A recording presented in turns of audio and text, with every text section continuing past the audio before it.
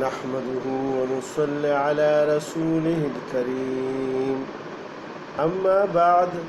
فأعوذ بالله من الشيطان الرجيم بسم الله الرحمن الرحيم تلك آيات الله نتلوها عليك بالحق وإنك لمن المرسلين تلك الرسل فضلنا بعضهم على بعض منهم من كلم الله ورفع بعضهم درجات وآتينا عيسى ابن مريم البينات وأيدناه بروح القدس ولو شاء الله ما اقتتل الذين من بعد ما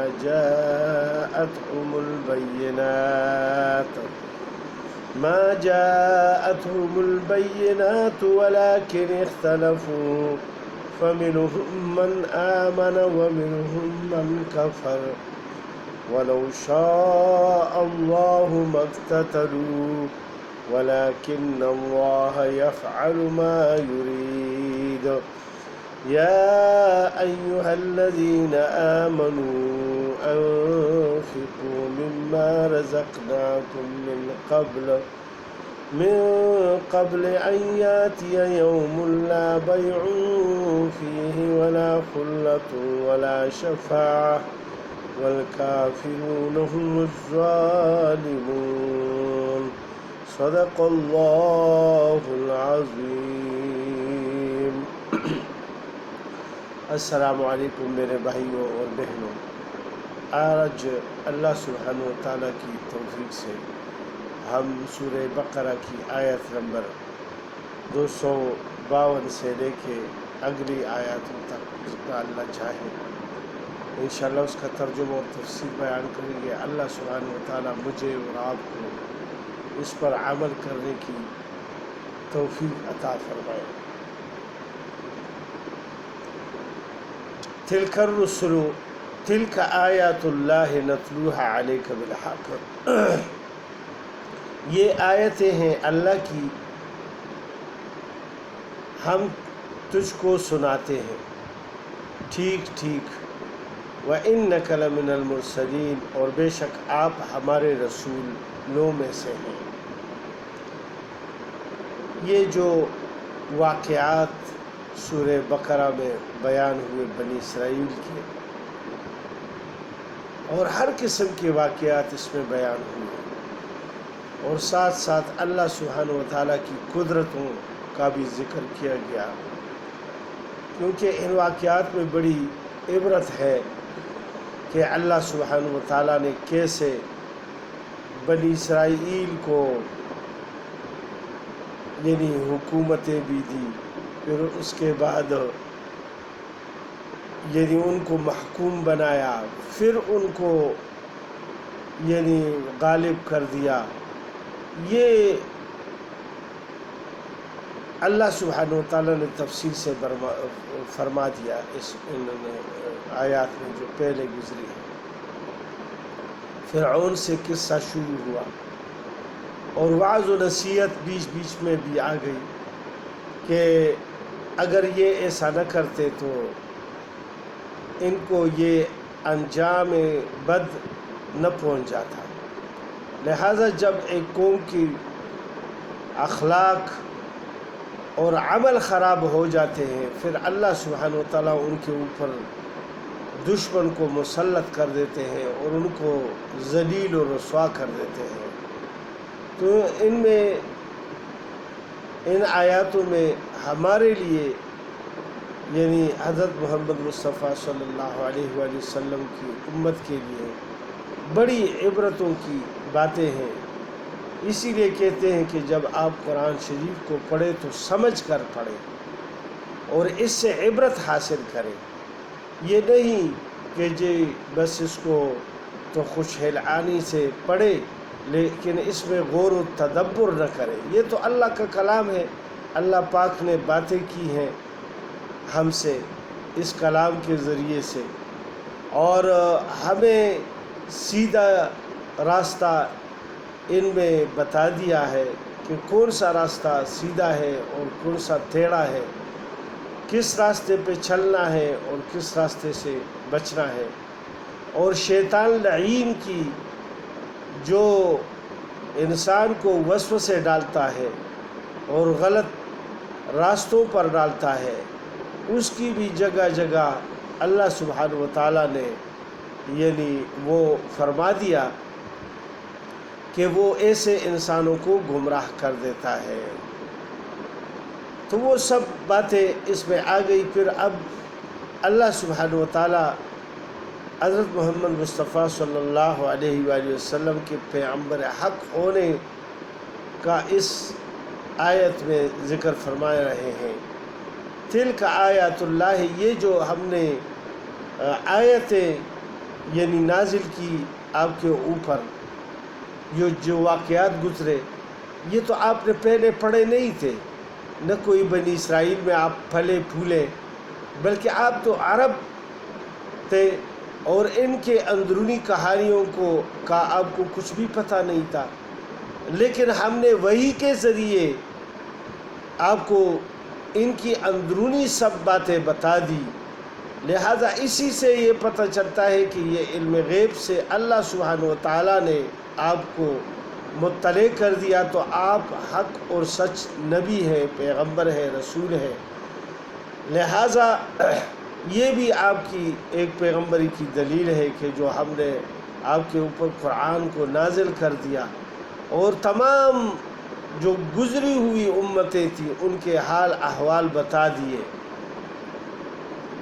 تو اس میں حضرت محمد مصطفیٰ صلی اللہ علیہ وسلم کے برحق ہونے کا اور قرآن شریف اللہ کی کلام ہونے کا یعنی اس میں ذکر ہے۔ پھر اللہ پاک فرماتے ہیں تلک الرسل فضلنا بعضهم علی بعض، یہ سب رسول فضیلت دی ہم نے ان میں بعض کو بعض سے، منہم من کلم اللہ ورفع بعضهم درجات، کوئی تو وہ ہے کہ کلام فرمایا اس سے اللہ نے اور بلند کیے بعضوں کے درجے، وآتینا عیسی ابن مریم البینات وایدناہ بروح القدس، اور دیے ہم نے عیسیٰ مریم کے بیٹے کو معجزے صریح اور قوت دی اس کو روح القدس جبرائیل علیہ السلام سے۔ یعنی جو رسولوں کے جن رسولوں کی واقعات بیان ہوئے، اللہ سبحانہ و تعالیٰ فرماتے ہیں کہ یہ سب میرے رسول ہیں تھے اور میرے بھیجے بھی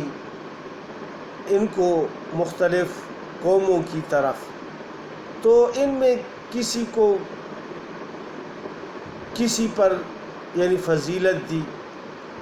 اب حضرت موسیٰ علیہ السلام کو یعنی فرعونیوں کے پاس بھیج دیا، پھر اس کے بعد شمویل علیہ السلام کو ایک قوم کے پاس بھیج دیا، چھوٹی سی قوم جو بنی اسرائیل میں پہلے سے مسلمان تھے لیکن گمراہ ہوئے تھے اور اپنے راستے سے ہٹ گئے تھے، اور ضلالت ان کے اوپر مسلط کر دی گئی تھی کیونکہ دوسرے کفار لوگ آ کر عمالقہ اور ان کے یعنی اس پہ قبضہ ہو گئے تھے ملک پہ، اور پھر ان کو ملک سے نکال دیا، کسی کو قتل کر دیا، پھر اللہ پاک نے اس نبی کو بھیج دیا۔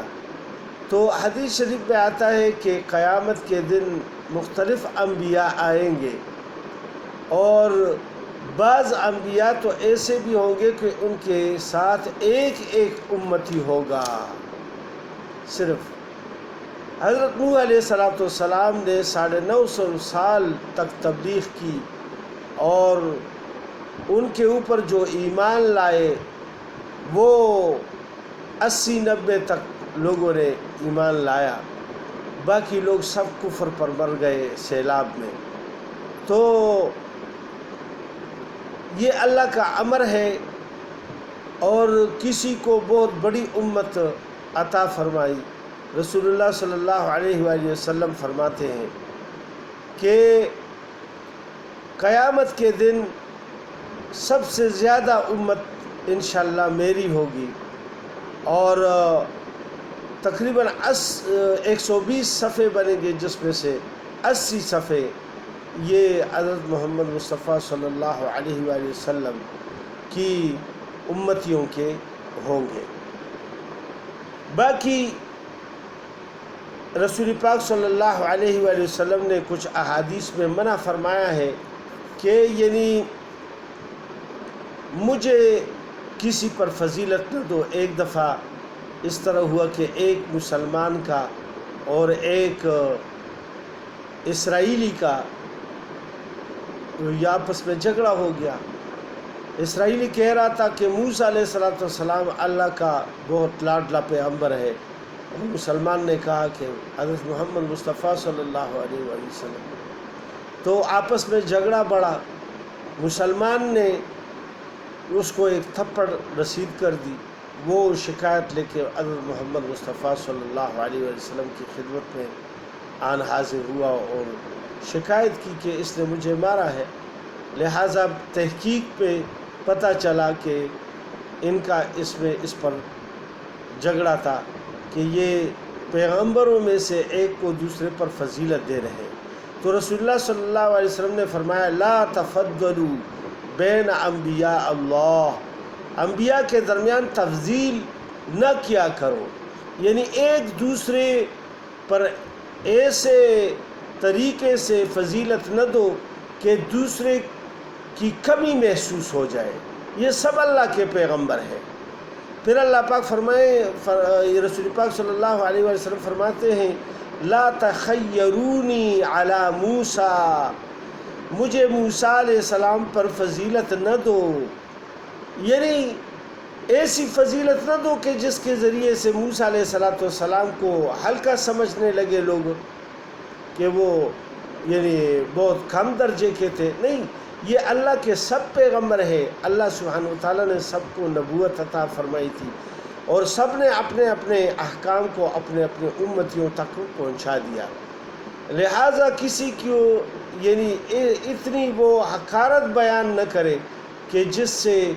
یعنی مطلب اس پیغمبر کی حقارت معلوم ہو جائے، لہٰذا اس طرح نہ کہیں۔ اور پھر رسول اللہ صلی اللہ علیہ وسلم نے یہ بھی فرمایا لا اقول ان احدا افضل من یونس بن متا، یعنی یونس بن متا سے میں نہیں کہہ سکتا کہ کوئی یونس بن متا سے افضل ہے۔ یونس علیہ السلام نے یعنی تھوڑی سی لغزش یہ ہوئی اس سے کہ اللہ کا حکم نہیں آیا تھا، وہ اس قوم کو یعنی عذاب کی خبر سنا کر وہ وہاں سے چلے گئے، چونکہ اللہ کا ابھی حکم نہیں تھا چلے جانے کا۔ لہٰذا وہ اللہ سبحانہ وتعالیٰ کے پکڑ میں آ گئے اور مچھلی کے پیٹ میں چلے گئے۔ لہٰذا پھر وہ کلمہ پڑھتے رہے، یعنی اس مچھلی کے پیٹ میں لا الہ الا انت سبحانک انی کنت من الظالمین۔ تو اللہ سبحانہ وتعالیٰ فرماتے کہ اگر یہ کلمہ نہ پڑھتے تو قیامت کے دن تک یہ اس کے پیٹ میں رہتا، لیکن یہ اس کلمے کی وجہ سے میں نے اس کو نجات دی، کیونکہ اس نے اپنے آپ کو یہ یعنی اس کلمے کا جو معنی نکلتا ہے لا الہ الا انت سبحانک، کہ اللہ کے سوا کوئی معبود نہیں ہے اور اللہ پاک ہے ہر عیب سے، انی کنت من الظالمین، اور میں ظالموں میں سے ہوں، یعنی میں نے اپنے اوپر ظلم کیا ہے کہ میں اللہ کے حکم کے بغیر یعنی نکلا ادھر سے۔ تو یہ جو میرے اوپر یعنی جو مچھلی کا عذاب آیا ہوا ہے، یعنی اس میں پکڑا ہوا ہوں اور میرا امتحان اس میں لیا جا رہا ہے، لہٰذا اللہ سبحانہ وتعالیٰ یعنی کسی پر ظلم نہیں کرتے، لیکن انسان خود اپنے اوپر ظلم کرتا ہے کہ ان سے کوئی ایسی لغزش ہوتی ہے، گناہ ہوتا ہے جس کی وجہ سے وہ پکڑ میں آ جاتا ہے۔ لہٰذا چونکہ رسول پاک صلی اللہ علیہ وسلم خاتم النبیین ہیں، اور پھر رسول پاک صلی اللہ علیہ وآلہ وسلم کو اللہ سبحانہ وتعالیٰ نے سب نبیوں پر اس طرح فوقیت دی کہ معراج کی رات انہوں نے سب کی امامت فرما دی، لیکن پھر بھی آپ لوگوں کو یعنی امت کو رسول پاک صلی اللہ علیہ وسلم نے فرمایا کہ ایسی اشعار نہ بنائے، ایسی باتیں نہ کہیں کہ جس سے میری زیادہ فضیلت بیان ہو جائے اور دوسرے پیغمبروں کی حقارت سامنے آ جائے، کمی محسوس ہونے لگے۔ لہٰذا مماثلت ایسے نہ کرو پیغمبروں کی آپس میں۔ ہر پیغمبر کو اللہ پاک نے اپنے اپنے کی ایک خاصیت دی ہے۔ یعنی دیکھیں اللہ سبحانہ وتعالیٰ فرماتے ہیں تلک الرسل، یہ سب رسول ہیں اللہ کے، فضلنا بعضهم علی بعض، فضیلت دی ہم نے ان میں بعض کو بعض سے۔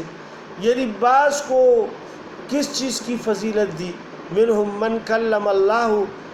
ان میں سے کسی کے ساتھ اللہ پاک نے بات فرمائی، کیونکہ حضرت موسیٰ علیہ السلام کوئی طور پر جاتے تو اللہ سبحانہ وتعالیٰ سے ہم کلام ہوتے۔ ورفع بعضهم درجات، اور بعضوں کے درجات کو بلند فرمایا۔ ادریس علیہ السلام کو اللہ پاک نے جنتوں میں زندہ یعنی اٹھا کے لے گئے۔ وآتینا عیسی ابن مریم البینات، اور دیے ہم نے عیسیٰ ابن مریم کو معجزے صریح، یعنی ایسے معجزے عطا فرما دیے کہ وہ مردے پر ہاتھ پھیرتے تو مردہ زندہ ہو جاتا اللہ کے حکم سے۔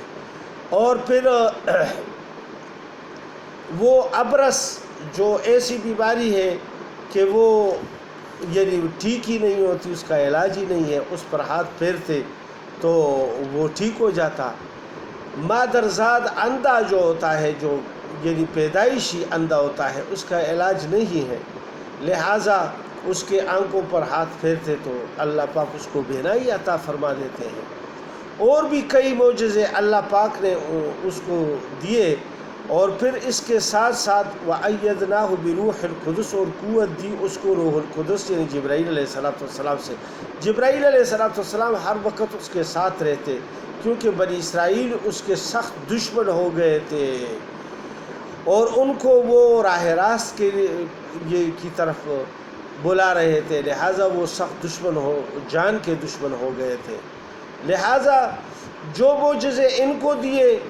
وہ کسی یعنی دوسرے پیغمبر کو نہیں ملے، پھر جو دوسرے پیغمبر کو یعنی ملے وہ کسی تیسرے پیغمبر کو نہیں ملے۔ ہر پیغمبر کو جدا جدا طریقے سے اللہ سبحانہ وتعالیٰ نے فضیلت دی، اور وہ اس طریقے سے لوگوں کو بلاتے رہے، یہ اللہ کی منشا ہے۔ پھر اللہ سبحانہ وتعالیٰ فرماتے ہیں وَلَوْ شَاءَ اللَّهُ، اور اگر اللہ چاہتا تو نہ لڑتے، مَقْتَتَلَ الَّذِينَ مِن بَعْدِهِم مِّن بَعْدِ مَا جَاءَتْهُمُ الْبَيِّنَاتُ، وہ لوگ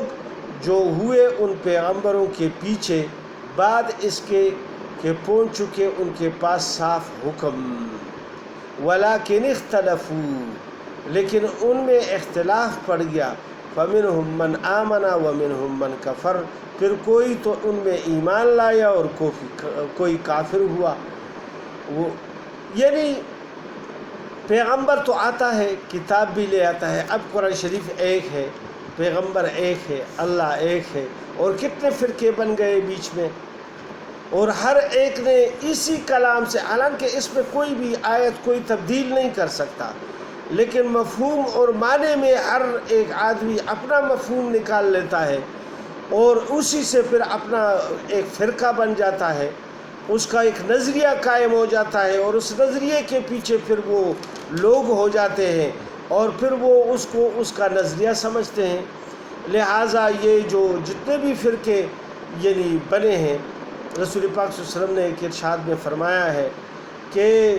بنی اسرائیل میں 72 فرقے بنے، یعنی اسی طرح، اور میرے امت میں 73 بنیں گے، اور ان میں سے ایک ہی جو ہے وہ جنت میں جانے والا ہوگا۔ اب آپ دیکھیں کہ ہر ایک فرقہ جو ہوتا ہے وہ اپنے آپ کو حق پہ سمجھتا ہے، یعنی جتنے بھی یہ جو 72 بنیں گے یا 73 بنیں گے، ان میں سے کوئی بھی یہ نہیں سمجھے گا کہ میں غلط راستے پر ہوں۔ لہٰذا ہر ایک جو ہے وہ اپنے آپ کو حق پر سمجھتا ہوگا، لیکن حقیقت میں وہ حق پر نہیں ہوگا، ایک ہی حق پہ ہوگا۔ اللہ سبحانہ وتعالی ہم سب کو ان حق لوگوں میں شامل کر دے۔ کیونکہ کسی کو کوئی پتہ نہیں چلتا کہ کون حق پہ ہے۔ اب کسی سے بھی آپ پوچھ لے، کسی بھی فرقے والے سے پوچھ لے، وہ حق بیان کرے گا کہ میں حق پہ ہوں، اور وہ دلیلیں بھی دے گا۔ تو اللہ سبحانہ و تعالیٰ سے یہ دعا ہر وقت کر لینی چاہیے کہ یا اللہ ہمیں حق پر ثابت قدم رہنے دے، اور ہمیں حق راستہ نصیب فرمائے، صراط مستقیم نصیب فرمائے۔ کیونکہ سب سے پہلے صورت یعنی الحمد شریف میں اللہ پاک نے یہ فرما دیا کہ اللہ پاک سے یعنی یہ دعا کہ ہمیں صحیح اور سیدھا راستہ دکھائیں۔ ہر نماز میں ہم ہر رکعت میں یہ پڑھتے ہیں، لہٰذا دعاؤں میں بھی یہ دعا لازمی اپنے لیے کرے کہ یا اللہ میرے خاتمہ صحیح راستے پر کرے اور صحیح عقیدے پر کرے، جس کو تو پسند کرتا ہے اے اللہ، تو وہ راستہ ہمیں دکھائے۔ تو پھر اللہ سبحانہ و تعالیٰ مدد فرمائیں گے، کیونکہ جب اللہ سے آدمی رجوع کرتا ہے تو اللہ کسی کو گمراہ نہیں کرتا، لہٰذا اللہ سبحانہ و تعالیٰ سے ہر وقت دعا کر لینی چاہیے۔ تو پھر اللہ پاک ایک حکمت کی بات بتاتے ہیں، وَلَوْ شَاءَ اللَّهُ مَا اقْتَتَلُوا، اگر چاہتا اللہ تو وہ باہم نہ لڑتے، جس طرح کہ اب جو شیعہ مسلم لڑتے ہیں یا دوسرے فرقوں والے ایک دوسرے پر بہتان ترازی لگاتے ہیں، کفر کے فتوے لگاتے ہیں، منافق ہونے کے فتوے لگاتے ہیں، جس سے جھگڑے ابھرتے ہیں اور کئی دفعہ فسادات ہو جاتے ہیں۔ لہٰذا اگر اللہ چاہتا تو یہ ایسا نہیں ہوتا، لیکن اللہ کی اس میں حکمت ہے کہ کون صبر کرتا ہے اور کون جو آدمی ہے وہ صحیح راستے پر یعنی اللہ کے حکم کے سامنے اپنے آپ کو تابع سمجھتا ہے۔ لہٰذا یہ اللہ کی مرضی ہے کہ امتحان لینے کے لیے کون سا یعنی طریقہ استعمال کرتے ہیں اور کس فتنے میں یعنی لوگ پڑھتے ہیں،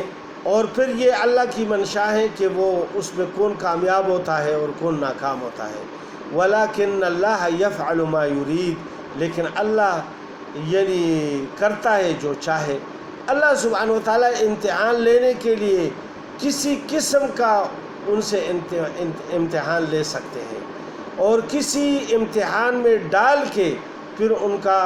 یعنی ان کی آزمائش کی جاتی ہے، اور اسی طرح ان میں صحیح اور غلط لوگ سامنے آ جاتے ہیں۔